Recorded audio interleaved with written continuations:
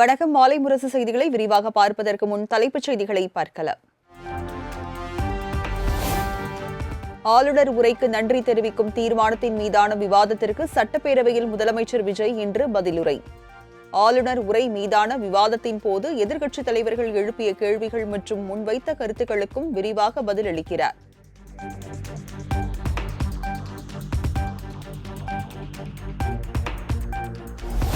தமிழகத்தின் சட்டம் ஒழுங்கு பிரச்சினை தொடர்பாக முதலமைச்சர் விஜய் இன்று சட்டப்பேரவையில் பதிலளிப்பார்.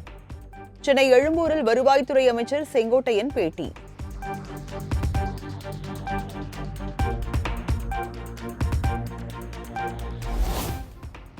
கடந்த மே 1, 2025 முதல் பிப்ரவரி 28, 2026 வரை கூட்டுறவு வங்கிகளில் விவசாயிகள் பெற்ற பயிர்க்கடன் ரத்து. நிலுவைத் தொகை 5,932 கோடி பயிர்க்கடன்களை தள்ளுபடி செய்தது குறித்த அரசாணையை வெளியிட்டது தமிழக அரசு.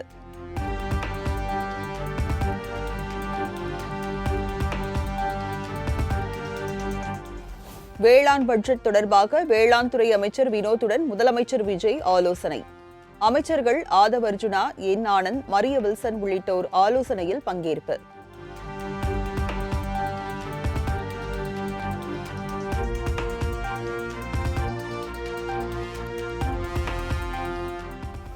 திறந்தவெளி கிடங்குகளில் மழை நீரில் நனைந்து வீணாகும் நெல் மூட்டைகளை பாதுகாக்காமல் வேடிக்கை பார்க்கிறது தவேக அரசு.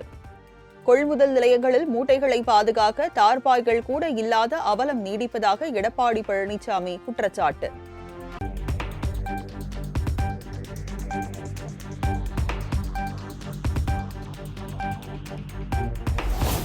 விளையாட்டு வீரர்களின் உணவு, சீருடை, உபகரணங்களுக்கான செலவின தொகை 31 கோடியே 72 லட்சத்தில் இருந்து 44 கோடியே 39 லட்சமாக உயர்வு. விளையாட்டு பயிற்சி மையத்தில் பயிற்சி பெறும் 2600 பேருக்கு ஊட்டச்சத்து மிக்க உணவு வழங்க கூடுதலாக 8 கோடியே 32 லட்சம் ரூபாய் ஒதுக்கீடு செய்து அமைச்சர் ஆதவ் அர்ஜுனா அறிவிப்பு.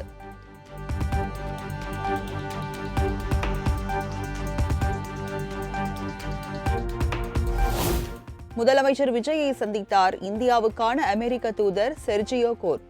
தலைமை செயலகத்தில் முதலமைச்சர் விஜயுடன் துணை தூதர் மரியானா நெய்ஷ்லரும் சந்திப்பு.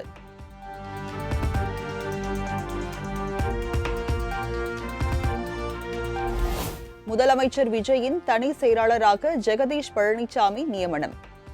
கடந்த மே 12ஆம் தேதியே நியமனம் செய்யப்பட்டதற்கான அரசாணை தற்போது வெளியீடு.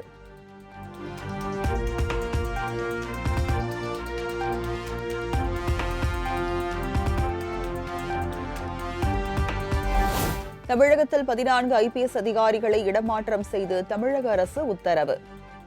சென்னை சிலை கடத்தல் தடுப்பு பிரிவு ஐஜியாக அனில்குமார் கிரி, லஞ்ச ஒழிப்புத்துறை சிறப்பு புலனாய்வு பிரிவு ஐஜியாக மகேஸ்வரி நியமனம்.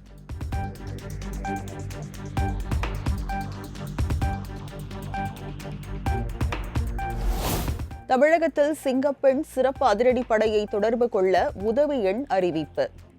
குடும்ப வன்கொடுமை, பாலியல் துன்புறுத்தல் உள்ளிட்டவை குறித்து புகார் அளிக்க உதவி எண்ணை தொடர்பு கொள்ளலாம் என அரசு அறிவிப்பு.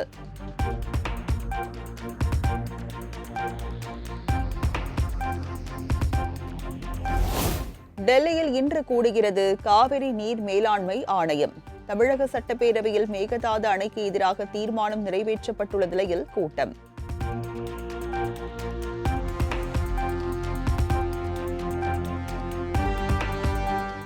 தவேக ஆட்சிக்கு வந்ததில் இருந்தே தமிழ்நாட்டில் மின்வெட்டு. விஜய் ஆட்சியில் பவர் இல்லை எனவும் எதிர்க்கட்சித் தலைவர் உதயநிதி விமர்சனம். முதலமைச்சர் அவர்கள் ஆட்சிக்கு வந்த ஒரே மாசத்துல தமிழ்நாட்டிலே தன்னுடைய பெரம்பூர் தொகுதியை நம்பர் 1 தொகுதியாக மாத்தி காட்டிட்டார். எதுல நம்பர் 1 பாத்தீங்கன்னா, இன்னைக்கு தமிழ்நாட்டிலேயே மின்வெட்டுல நம்பர் 1 தொகுதி பெரம்பூர் தொகுதி தான். அதுவும் ஆளுங்கட்சிக்காரங்க என்ன தெரியுமா பேசிக்கிட்டு இருக்காங்க, அண்ணன் பவருக்கு வந்தா தமிழ்நாடு மாறும்னு பார்த்தோம், ஆனா அண்ணன் கைக்கு பவர் வந்த நாள்ல இருந்து தமிழ்நாட்டுக்கே பவர் போயிடுச்சு அப்படின்னு இன்னைக்கு ஆளுங்கட்சிக்காரர்கள் பேசிட்டு இருக்கிறாங்க.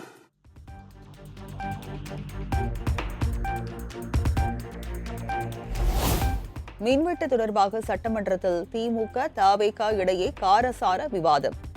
எதிர்க்கட்சித் தலைவர் உதயநிதி மற்றும் செந்தில் பாலாஜி குற்றச்சாட்டுக்கு அமைச்சர் நிர்மல்குமார் பதில். பொதுவாக குற்றச்சாட்டுகள் சொல்லுவதை தவிர்த்து விட்டு எங்க ஸ்பெசிபிக்கா எந்த நாளும் சொல்லிட்டு பெரம்பூர்ல அதான் சொல்றோமே, பெரம்பூர்ல எத்தனை முறை மின்சாரம் தட்டுப்படுச்சு, எதனால தட்டுப்படுச்சு, எவ்வளவு நேரத்தில் அது சீர் செய்யப்பட்டது, சரி செய்யப்பட்டதுன்னு பார்த்திருக்கோம். எங்கெங்கெல்லாம் ஃபியூஸ் திருட்டுகள் நடக்கப்பட்டதோ அவர்களெல்லாம் கைது செய்யப்பட்டிருக்கிறார்கள். அதே மாதிரி வேற எங்கெல்லாம் சிசிடிவி இல்லாத இடத்தில் இருக்குதோ அங்கெல்லாம் ரோந்து பணிகள் அதிகரிக்கப்பட்டிருக்கு. ஒவ்வொரு நாளும் குறைஞ்சது 50-55 இடத்துல மின்சாரம் தட்டுப்பாடு அங்கங்க மின்வெட்டு ஏற்படுது. சோ அதுல 35 இடத்துக்கு கீழேயாவது 1 மணி நேரத்துக்குள்ள சரி செய்யப்பட்டு வருகிறது. அதுக்கான டேஷ்போர்டுக்கு தெளிவாக எதிர்க்கட்சி தலைவர் பார்த்து விட்டு பேசினால் நன்றாக இருக்கும்.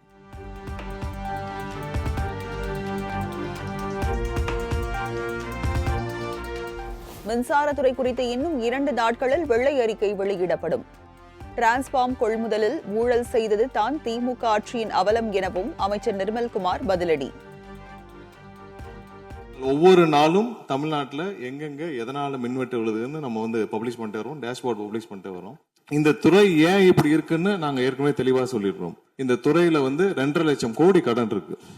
அது இல்லாமல் இந்த துறையில எந்தவித இன்ஃப்ராஸ்ட்ரக்சர் டெவலப்மெண்ட்டும் இவங்க கடந்த 5 ஆண்டுகள் 15 ஆண்டுகள் செய்யப்படவில்லை. இது சம்பந்தமாக விரிவான வெள்ளை அறிக்கை விரைவில் வெளியிடப்படும் நம்ம ஏற்கனவே சொல்லியிருக்கோம். 90,000 டிரான்ஸ்பார்மர் வாங்கியதாக சொல்லியிருக்கிறார். அதில் 44,000 டிரான்ஸ்பார்மர் வாங்கியதற்கான சிபிஐ வழக்கு பதிவு செய்துள்ளது. அதுல அவங்க வாங்கின லட்சணம், எந்த லட்சணத்தில் அந்த டிரான்ஸ்பார்மர் வாங்கப்பட்டது அப்படின்னு.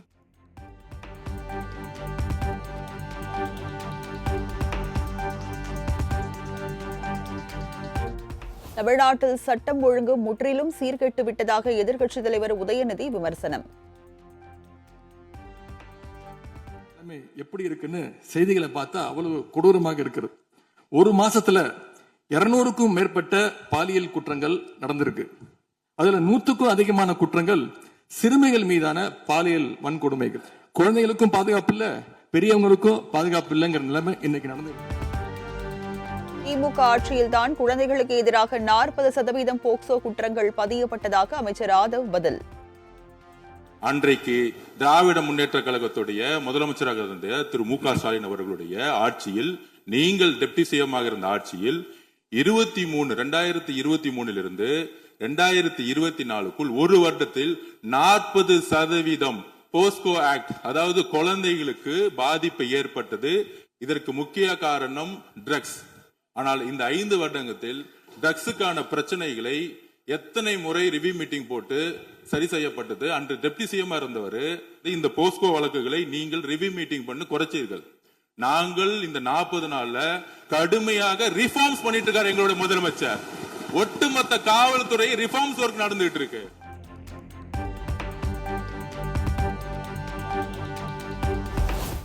இந்து அறநிலையத்துறை வருமானம் குறித்து அமைச்சர் ரமேஷ், முன்னாள் அமைச்சர் சேகர் பாபு இடையே காரசார விவாதம். திமுக ஆட்சியில் கோயில் நிதியை பயன்படுத்தி மல்டி லெவல் கார் பார்க்கிங், வணிக வளாகங்கள் அமைக்கப்பட்டதாக அமைச்சர் ரமேஷ் குற்றச்சாட்டு.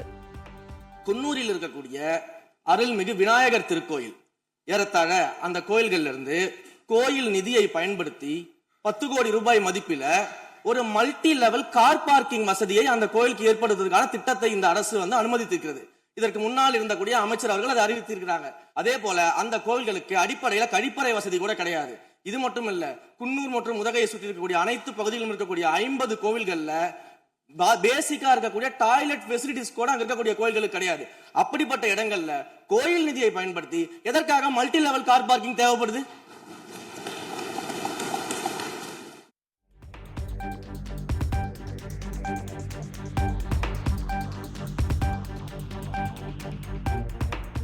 சென்னையில் 12 மாநகராட்சிகளில் ஒட்டுமொத்த தூய்மை பணியையும் தவிக அரசு தனியார்மயமாக்க முயல்வது முற்றிலும் நியாயமற்றது.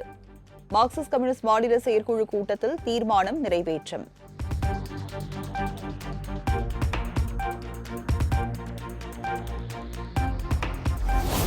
திமுக ஆட்சியின் போது தமிழகத்தில் முதலீடு செய்ய வந்த தொழில் நிறுவனங்களிடம் லஞ்சம் கேட்டதால் 3.3 லட்சம் கோடி முதலீடுகள் கைவிட்டு போனது. கடந்த 5 ஆண்டுகளில் மட்டும் 25 நிறுவனங்கள் ஆந்திராவிற்கு சென்று விட்டதாகவும் தொழில்துறை அமைச்சர் கீர்த்தனா விளக்கம்.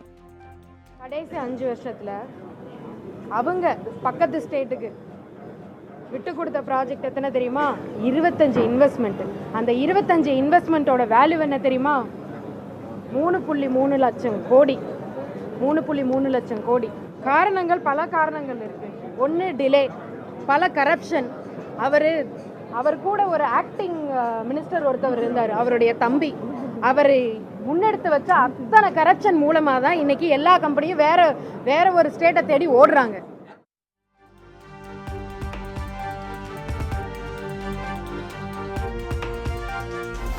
மேகதாது தொடர்பாக திமுக கொண்டு வந்த புதிய தீர்ப்பாயம் கோரிக்கை தவறானது என வைகோ கருத்து. தாவேகா ஆட்சியில் லஞ்ச லாவண்யத்தை முதல்வர் விஜய் ஒழித்து கட்டியுள்ளதாகவும் புகழாரம். அவர் இந்த கோரிக்கையை வச்சதே தப்பு.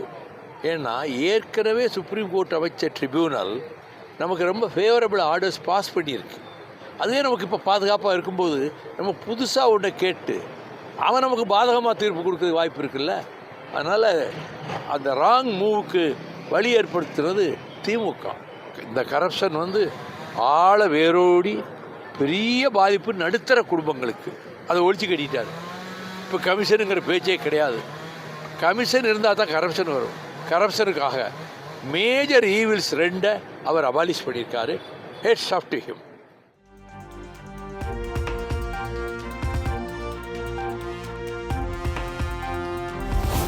கடந்த தேர்தலில் தனிச்சின்னத்தில் போட்டியிட அனுமதி மறுப்பு, தொகுதிகள் குறைப்பு போன்றவையால் மதிமுக தொண்டர்கள் அதிருப்தி.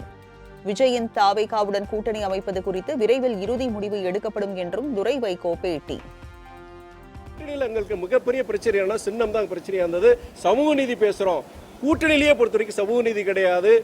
சக இயக்கங்களுக்கு அந்த உரிமைகள், அடிப்படை உரிமைகள் மறுக்கப்படும் பொழுது சொந்த சின்னத்தில் நிற்கக்கூடிய ஒரு வாய்ப்பை நாங்கள் பரிசீலிப்புங்கிற ஒரு பதில் கூட இல்லாம எங்க இயக்க தோழர்கள் பல பேருக்கு கிட்டத்தட்ட 99.9% பேர் வர ஒரு மிகப்பெரிய ஒரு வருத்தம். இது பொதுக்குழு விவாதிக்கும் பொழுது இவங்களுடைய கருத்துக்களின் அடிப்படையில் தலைமை ஒரு முடிவெடுக்கும்.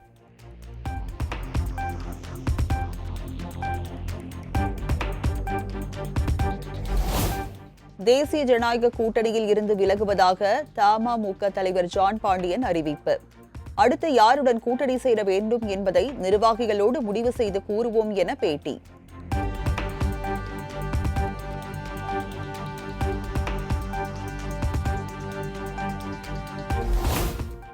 முதலமைச்சர் விஜயை தனது கைக்குழந்தையுடன் சந்தித்து ஆசி பெற்ற திருவிக நகர் தொகுதி எம்எல்ஏ பல்லவி. குழந்தைக்கு தமிழ் வெற்றி கொண்டான் என பெயர் சூட்டிய முதலமைச்சர் விஜய்.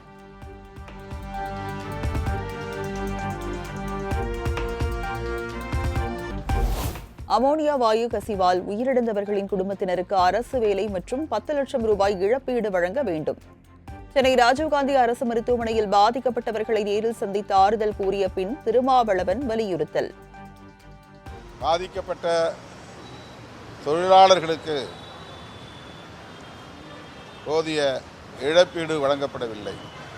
உயிரிழந்தோர் குடும்பத்திற்கு குறைந்தது தலா 10 லட்சம் ரூபாய் இழப்பீடு தொகை வழங்க வேண்டும். இந்த விபத்தில் பாதிக்கப்பட்டு சிகிச்சை பெற்று வருகிற காயமடைந்துள்ள அனைவருக்கும் அரசு இழப்பீட்டுத் தொகை வழங்க வேண்டும்.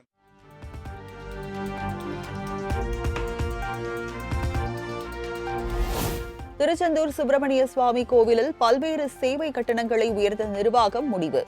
சேவை கட்டண உயர்வு தொடர்பாக ஆட்சேபனை இருப்பின் ஜூலை 7ஆம் தேதிக்குள் எழுத்துப்பூர்வமாக தெரிவிக்கலாம் எனவும் அறிவிப்பு.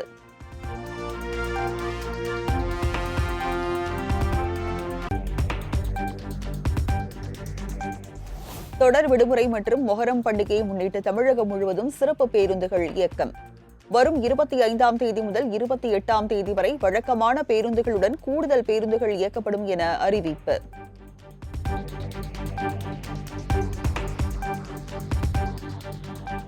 சென்னை, திருவள்ளூர், காஞ்சிபுரம், செங்கல்பட்டு, ராணிப்பேட்டை ஆகிய 5 மாவட்டங்களில் வரும் 25ஆம் தேதி கனமழைக்கு வாய்ப்பு. வரும் 26ஆம் தேதி முதல் 3 நாட்களுக்கு தமிழகத்தின் பல்வேறு பகுதிகளில் கனமழை பெய்யக்கூடும் என வானிலை ஆய்வு மையம் கணிப்பு.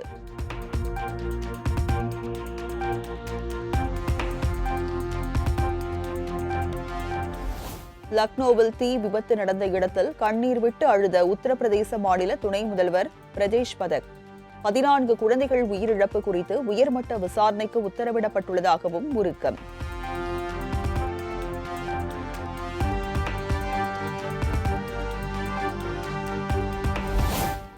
திரிணாமுல் காங்கிரஸ் கட்சியின் தலைவர் பதவியில் இருந்து மம்தா பானர்ஜியை நீக்குவதாக அதிருப்தி எம்எல்ஏக்கள் குழு அறிவிப்பு.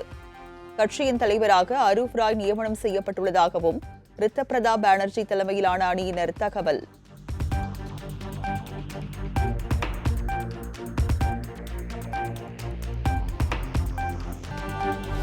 ஆப்கானிஸ்தானில் சுமார் 185 கிலோமீட்டர் ஆழத்தில் திடீர் நிலநடுக்கம்.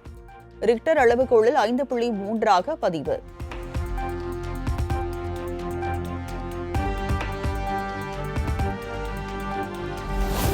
இங்கிலாந்தில் பிரதமர் பதவியை ராஜினாமா செய்தார் கெய்ர் ஸ்டார்மர். தொழிலாளர் கட்சியில் ஏற்பட்ட குழப்பத்தை அடுத்து கட்சித் தலைவர் பதவியில் இருந்தும் விலகுவதாக அறிவிப்பு.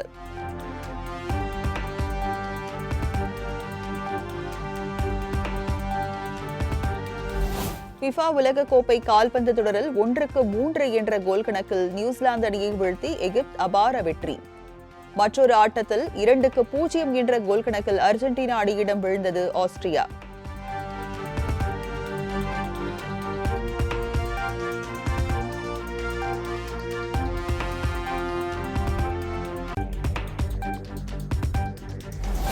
உலகக்கோப்பை கால்பந்து தொடரில் அதிக கோல்களை அடித்த வீரர் என்ற சாதனையை படைத்தார் லியோனல் மெஸ்ஸி.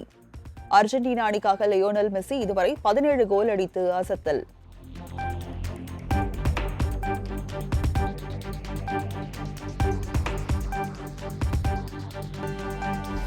வாட்ஸ்அப்பின் புதிய உலகளாவிய தலைவராக இந்தியாவின் கிரெட் நிறுவனத்தின் நிறுவனர் குணால் ஷா நியமனம். பில்லியன் கணக்கான மக்களுக்கு வாட்ஸ்அப்பை சிறந்த சேவையாக மாற்றவே நியமனம் என்று மெட்டா சிஇஓ மார்க் ஜூகர்பர்க் விளக்கம்.